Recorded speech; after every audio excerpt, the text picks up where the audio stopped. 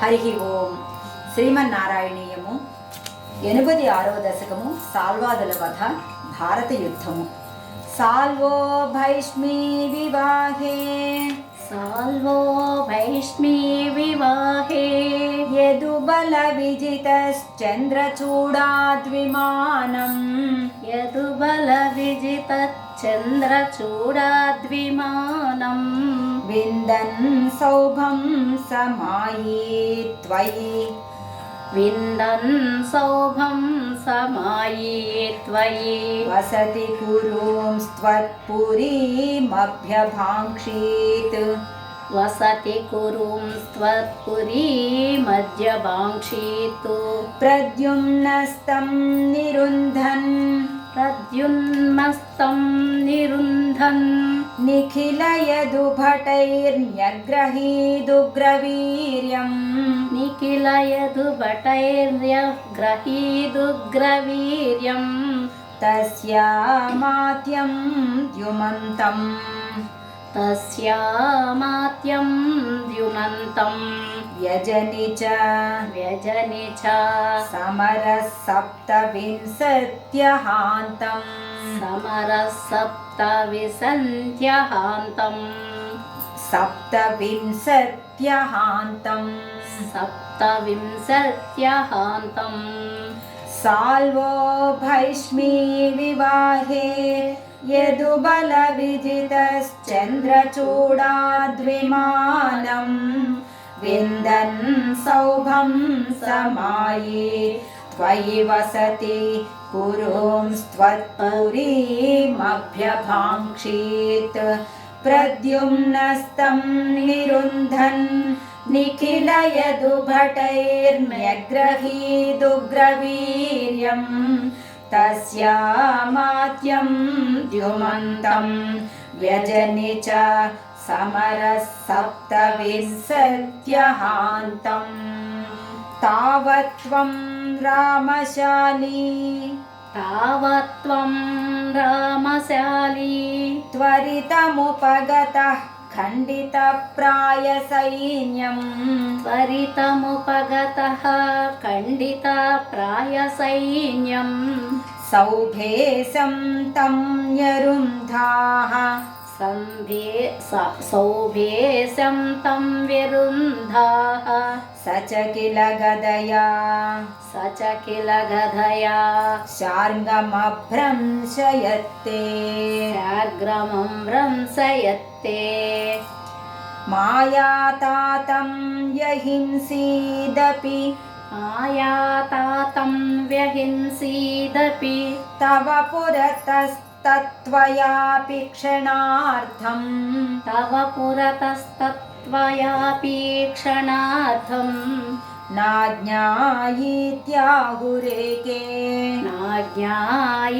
నాజ్ఞాయిత్యాహురేకే తదిదమవమతం వ్యాస ఏవ న్యషేధీత్ తదిదమవమతం వ్యాస ఏవ న్యషేధీత్ తావత్వం రామశాలీ త్వరితముపగతః ఖండితప్రాయసైన్యం సౌభేశం తం యరుంధాః స చ కిల గదయా శార్ంగమభ్రంశయత్తే మాయాతాతం వ్యహింసీదపి తవ పురతస్తత్వయాపి క్షణార్థం నాజ్ఞాయిత్యాహురేకే తదిదమవమతం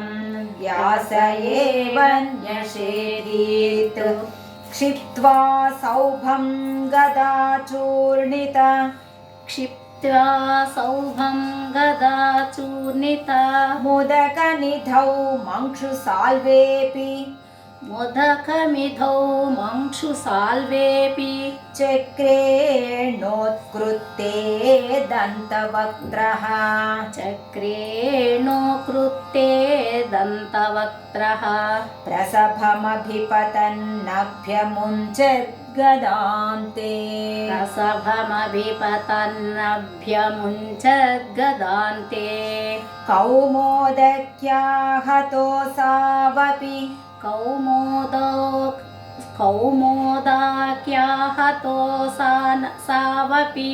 सुकृतनिधिश्चैद्यवत् प्रापदैक्यम् सुकृतनिधिश्चैद्यवत्तु प्रापदैक्यम् सर्वेषामेष पूर्वम् सर्वेषामेष पूर्वम् त्वयि धृतमनसाम् त्वयि धृतमनसां मोक्षणार्थोऽवतारः मोक्षणार्थोऽवतारः क्षिप्त्वा सौभं गदाचूर्णितमुदकविनिधौ मंक्षुसाल्वेऽपि चक्रेणोत्कृत्ते दन्तवक्त्रः प्रसभमभिपतन्नभ्यमुञ्चद्गदान्ते कौमोदक्याहतोऽसावपि सुकृतनिधिश्चैद्यवत् प्रापदैक्यम् सर्वेषामेष पूर्वम् त्वयि धृतमनसां मोक्षणार्थोऽवतारः त्वय्यायाते धजाते त्वय्यायाते धजाते किल कुरु सदसि किल कुरु सदसि द्यूतके संयतायाः द्यूतके संयतायाः क्रन्दन्त्यायज्ञसेन्या क्रन्दन्त्यायज्ञसेन्या सकरुणमकृथाश्चेलमालामनन्ताम् सकरुणकृताधा चेलमालामनन्ताम् अन्नान्तप्राप्तशर्वांशज अन्नान्ता प्राप्त सर्वांसज मुनिचकित द्रौपदी चिन्तितोऽथ मुनिचकित द्रौपदी चिन्तितोऽधा प्राप्तस्य कान्नमस्नन् मुनिगणमकृथास्तृप्तिमन्तं वनान्ते मुनिगणमकृधा तृप्तिमन्तं वनान्ते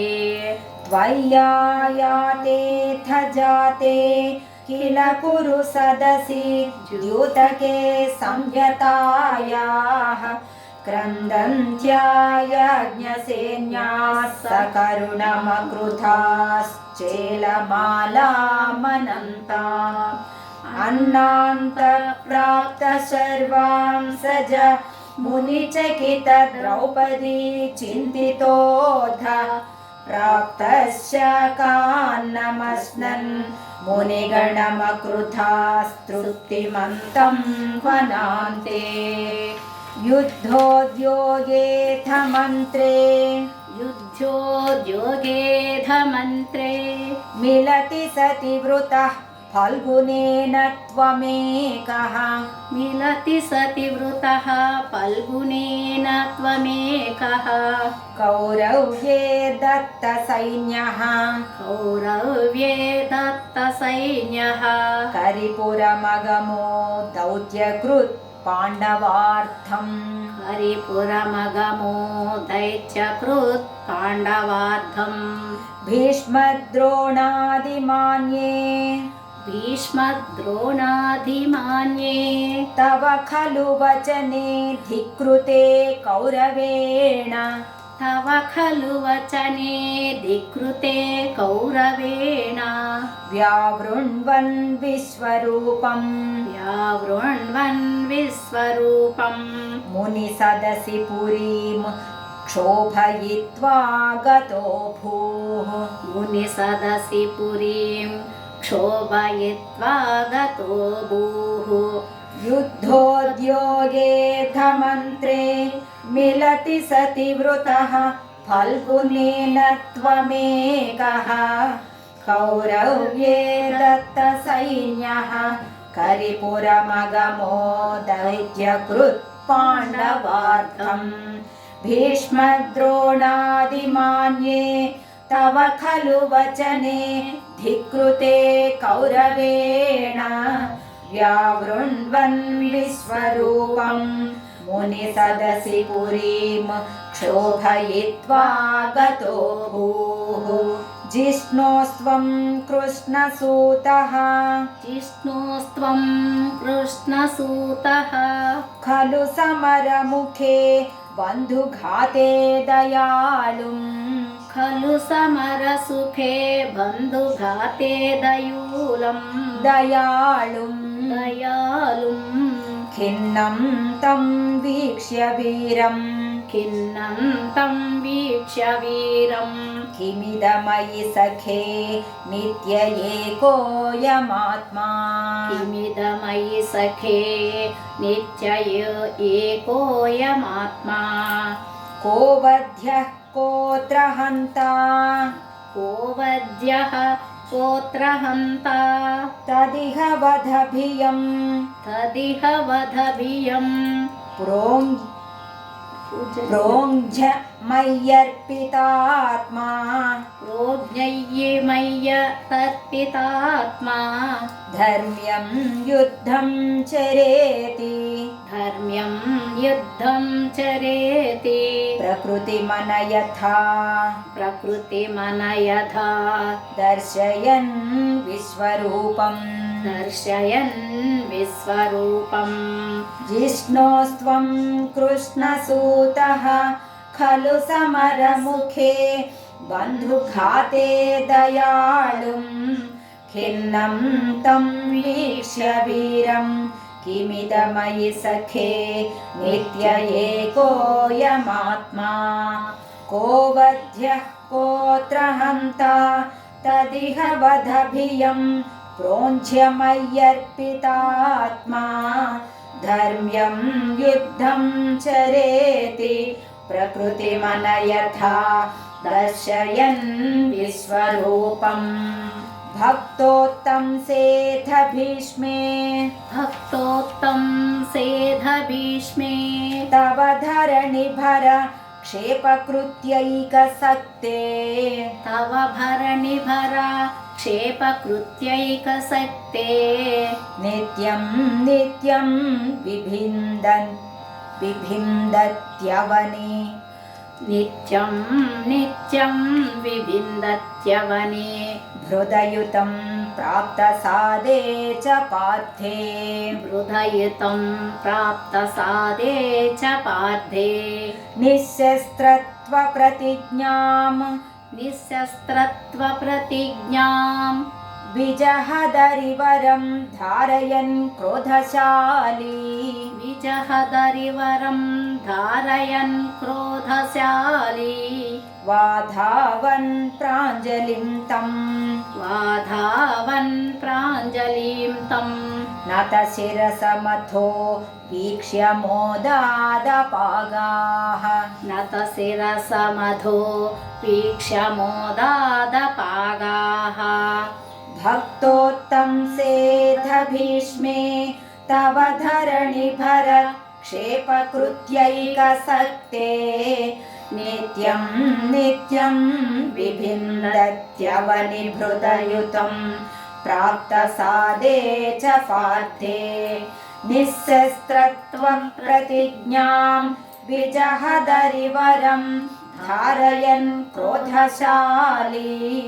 वाधावन् प्राञ्जलिं तं नतशिरसमथो वीक्ष्य मोदादपागाः युद्धे द्रोणस्य हस्तिस्थिररणभगदत्तेरितं वैष्णवास्त्रम् हस्तिस्थिररणभगवदत्तेरितं वैष्णवास्त्रम् वक्षस्याधत्तचक्रस्थगित रविमहाः वक्षस्याधत्तचक्रस्थगितरविमहाः प्रार्थयत् सिन्धुराजम् नागास्त्रे कर्णमुक्ते क्षितिमवनमयन् केवलं कृत्तमौलिम् क्षितिमवनमनवयन् केवलं कृत्तमौलिं तत्रापि पार्थम् तत्रापि पार्थं किमिव न हि भवान् किमिव न हि भवान् पाण्डवानामकार्षीत् पाण्डवानामकार्षीत् युद्धे द्रोणस्य हस्तिस्थिररणभगदत्तेरितं वैष्णवास्त्रम् वक्षस्याधत्तचक्रस्थगित रविमहाः प्रार्थयत् सिन्धुराजम् नागास्त्रे कर्णमुक्ते क्षितिमवनमयन् केवलं कृत्तमौलिं तत्रापि पार्थं किमिव न हि भवान् पाण्डवानामकार्षीत् युद्धादौ तीर्थगामी स खलु हलधरो नैमिषक्षेत्रमृच्छन्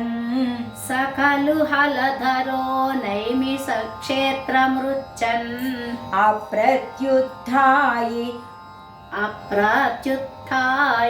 सूतक्षयकृतथा सुतं तत्पदे कल्पयित्वा यज्ञघ्नं बल्वलं पर्वणि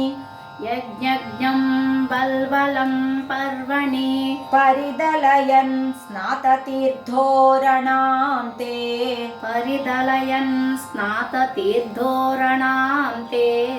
सम्प्राप्तो भीमदुर्योधन रणमशमं वीक्ष्य यातः पुरीं ते रणमशमं वीक्ष्यायातः पुरीं ते युद्धादौ तीर्थगामी स खलु हलधरो नैमिषक्षेत्रमृच्छन् अप्रत्युत्थायि सूतक्षयकृतधसुतं तत्पदे कल्पयित्वा यज्ञघ्नं बल्वलं पर्वणि परिदलयन् स्नाततीर्थोरणान्ते सम्प्राप्तो भीमदुर्योधन रणमशमं वीक्ष्य यातः पुरीं ते संसुप्ता द्रौपदेया क्षपणहतधियं द्रौणिमेत्य त्वदुक्त्या तन्मुक्तं ब्राह्ममस्त्रं समहृतविजयो मौलिरत्नं च जह्रे उच्छित्यै पाण्डवानां पुनरपि च विशत्युत्तरागर्भमस्त्रे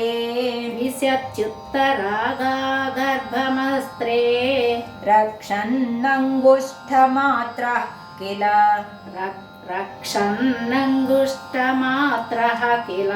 जठरमगाश्चक्रपाणिर्विभो त्वम्